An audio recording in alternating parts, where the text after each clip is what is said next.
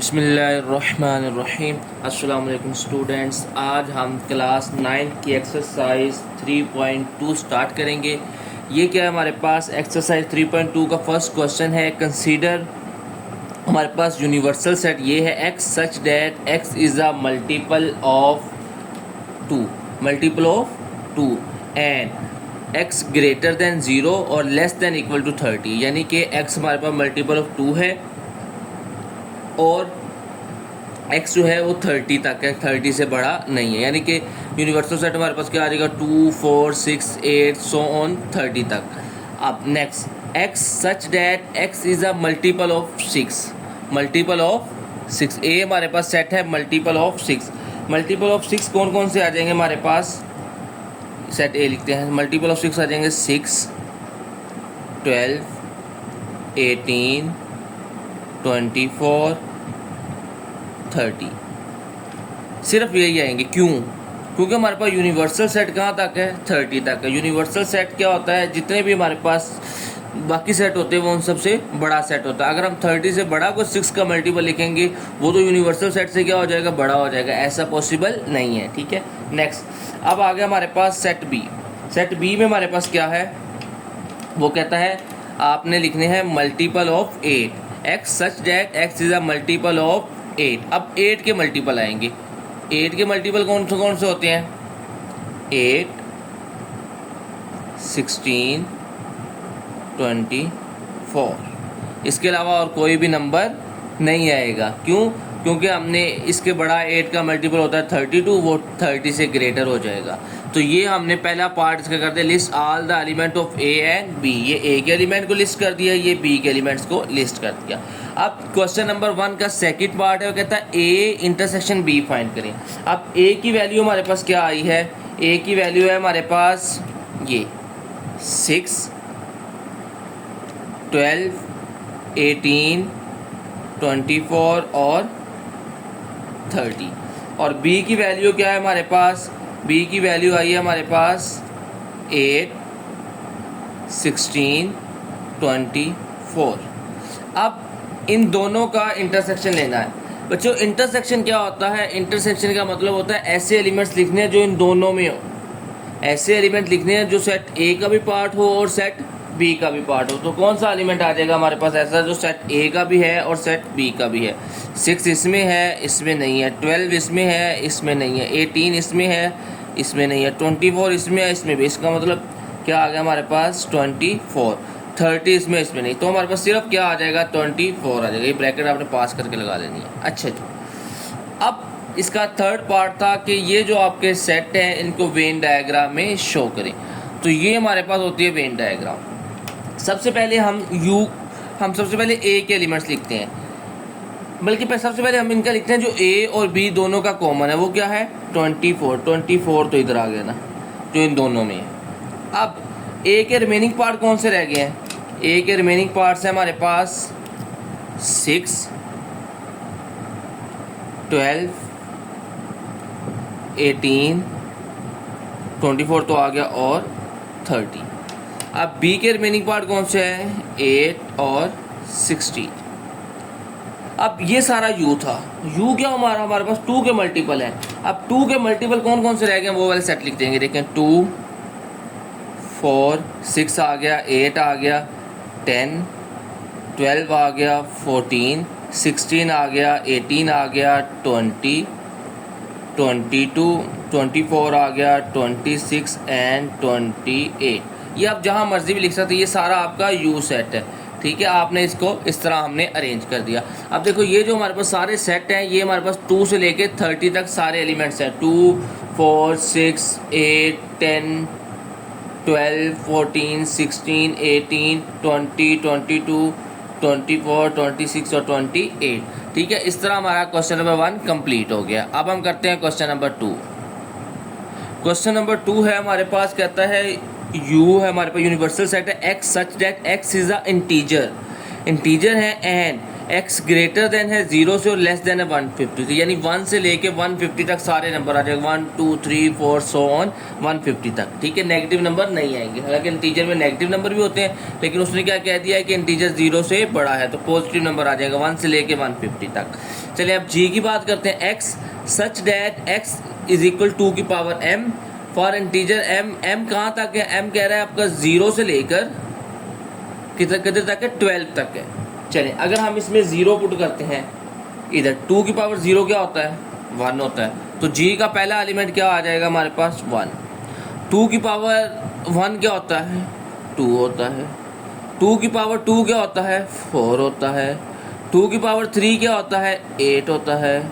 2 की पावर 4 क्या होता है, 16 होता है। 2 की पावर 5 क्या होता है, 32 होता है। 2 की पावर 6 क्या होता है, 64 होता है। 2 की पावर 7 क्या होता है, 128 होता है। 2 की पावर 8 क्या होता है, 256 होता है। जो 256 है वो तो 150 से क्या हो जाएगा, ग्रेटर हो जाएगा। इसका मतलब है ये वाले हमारे पास जी के एलिमेंट्स हो जाएंगे। हमने जी के पहले इस क्वेश्चन में लिस्ट करने जी और एच को, हमने जी को लिस्ट कर दिया। अब आ जाते हैं एच के ऊपर। एच क्या है, x is a square, x is a square. और ये देखा हमारे पास x क्या था, ये 0 तो इंक्लूड ही नहीं है यूनिवर्सल सेट में, इसका मतलब इसमें भी 0 नहीं आएगा, 0 से बड़ा देखेंगे। सबसे पहले 1 क्या होता है, 1 का स्केयर होता है। इसके बाद 4 2 का स्केयर होता है। 3 का स्केयर क्या होता है, 9 होता है। 4 का स्केयर क्या होता है, 16 होता है। 5 का स्केयर क्या होता है, 25 होता है। 6 का स्केयर 36। 7 का स्केयर 49। 8 का स्केयर 64। 9 का स्केयर 81, ये तो आगे चले जाएंगे। और 10 का स्केयर 100। 11 का स्केयर होता है 121। 12 का स्केयर होता है 144। और 13 का स्केयर होता है 169। 169 तो इससे क्या आ जाएगा, ग्रेटर आ जाएगा। ओके अच्छा, अब इसका सेकंड पार्ट है फाइंड G यूनियन H। पहले हम एलिमेंट्स लिखते हैं G के। G के एलिमेंट हमारे पास क्या है, G के एलिमेंट ये हैं 1 2 4 8 16 32 64 एंड 128। और H के एलिमेंट क्या है, ये सारे हैं, ठीक है। 1 4 9 16 25 36 49 64 81 100 121 144, यानी स्केयर है, ठीक है। ये सारे इसको हम लिख लेते हैं 1 4 9 सो ऑन 144 तक सारे हैं। ओके अब हमने क्या लेना है, यूनियन लेना है। तो यूनियन में हमारे पास क्या आ जाएंगे, ठीक है। यूनियन में अब हमने लिखने हैं, चलिए पहला 1 2, फिर क्या आ जाएगा 4, फिर 8, फिर 9 के बाद इसमें आ रहा है 16, इसमें भी 16 है। 9 के बाद आ गया 16, इसके बाद 16 के बाद इसमें क्या है 25, और इसमें क्या आ रहा है 25 के बाद 32 36। ओके उसके बाद 36 के बाद क्या आ जाएगा, इसमें 64 है। 36 के बाद इसमें 49 है और इसमें 64 है, तो इसका मतलब क्या आ जाएगा 49 64। उसके बाद इसमें 81 100 128 सॉरी 121 आएगा पहले, फिर आएगा 128 और लास्ट में आ जाएगा 144। ये सारे नंबर्स आ जाएंगे हमारे पास, इन दोनों का यूनियन आ गया हमारे पास। 1 2 4 8 9 16 25 32 36 49 64 81 100 121 128 एंड 144।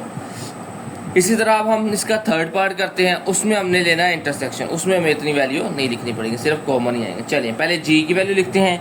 जी की वैल्यू थी हमारे पास 1 2 4 8 16 32 64, 128 और h की वैल्यू थी हमारे पास 1, 4, 9, 16 सो ऑन 144 तक सारे स्केयर हैं।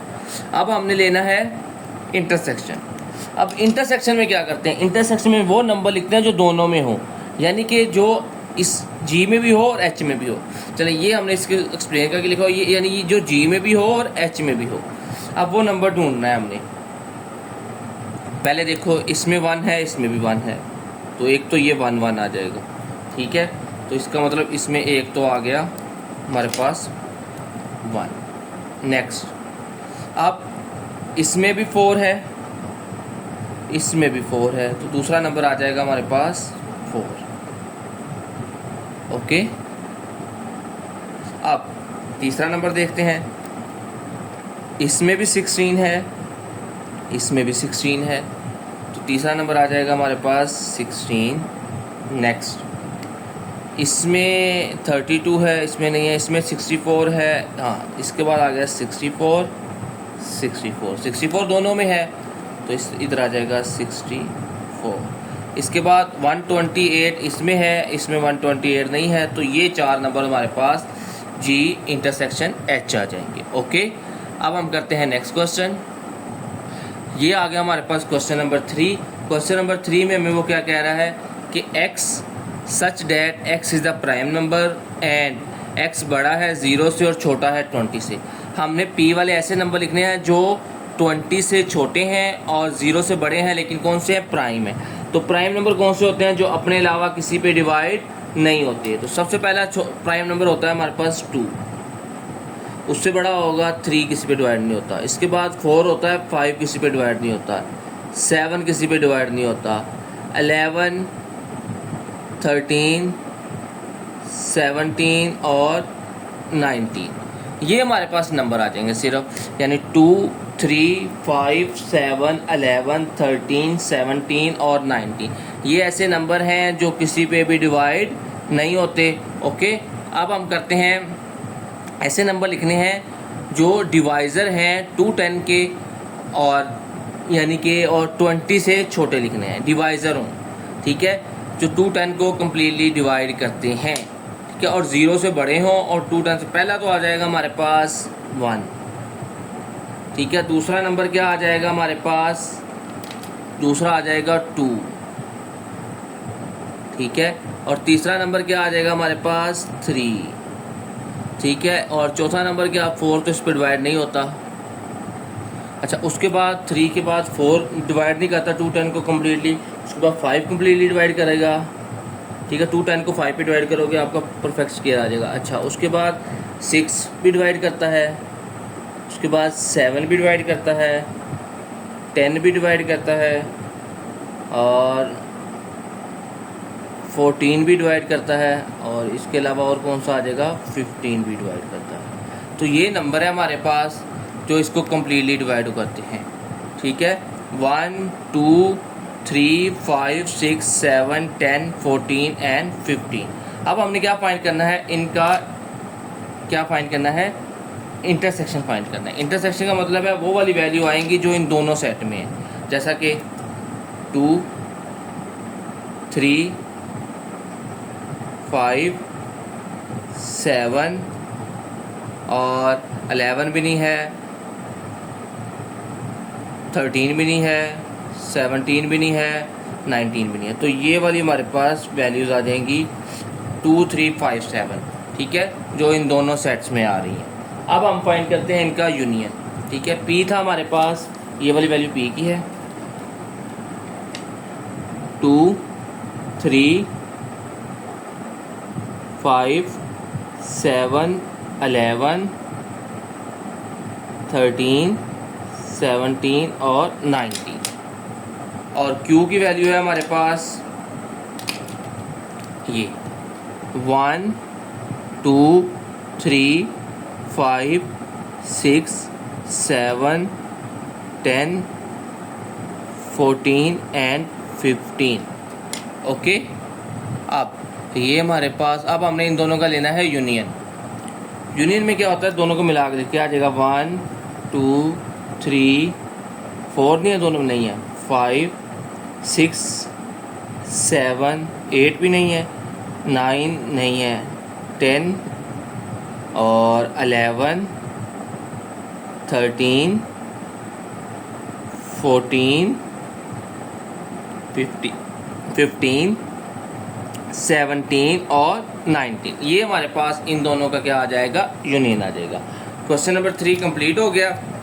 इसके बाद है क्वेश्चन नंबर 4, कहता है वेरीफाई करें कोमोटेटिव प्रॉपर्टी यूनियन एंड इंटरसेक्शन।